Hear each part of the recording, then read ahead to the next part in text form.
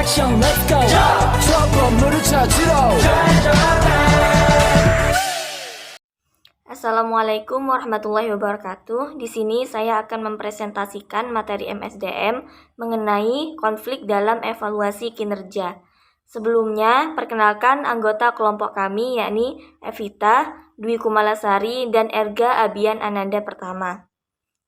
Pendahuluan, evaluasi kinerja adalah proses formal di mana atasan menilai kinerja karyawan berdasarkan kriteria tertentu untuk mencapai tujuan perusahaan. Berikut pentingnya evaluasi kinerja. Yang pertama, mengukur pencapaian-pencapaian karyawan.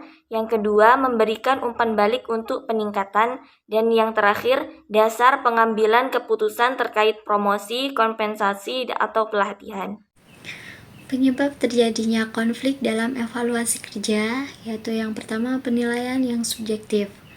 Penilaian yang berdasarkan opini pribadi bukan berdasarkan kriteria objektif.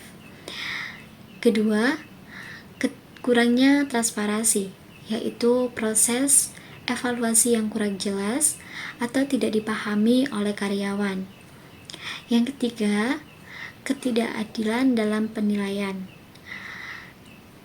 Karyawan merasa tidak diperlakukan adil dibandingkan dengan rekan kerjanya. Yang keempat, tidak sesuai ekspektasi. Karyawan merasa bahwa evaluasi tidak sesuai dengan usaha atau hasil kinerja mereka.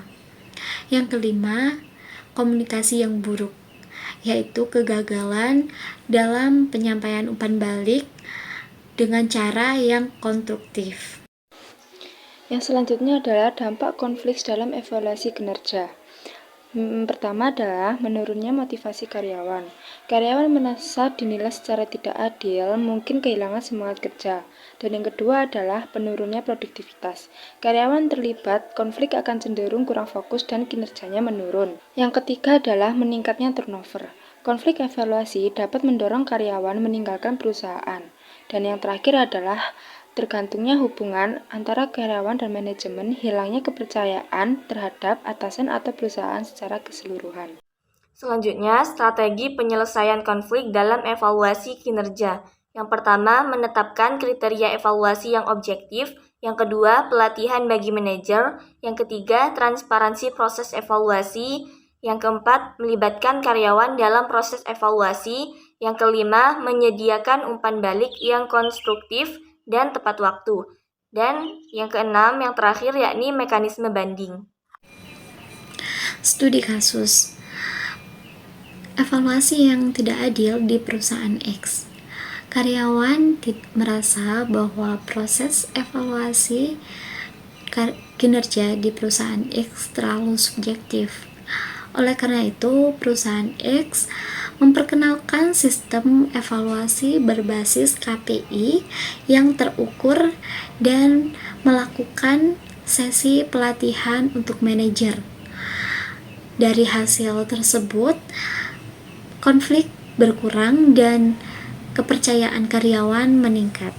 Dan yang terakhir adalah kesimpulan. Evaluasi kinerja dapat proses penting, tetapi jika tidak dilakukan dengan adil dapat memicu konflik.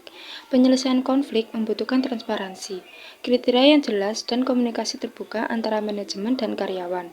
Dengan langkah-langkah yang tepat, evaluasi kinerja dapat digunakan untuk membangun hubungan yang lebih baik antara karyawan dan manajemen. Sekian dari presentasi kelompok kami. Jika ada kesalahan kata, mohon maaf. Kami akhiri. Assalamualaikum warahmatullahi wabarakatuh.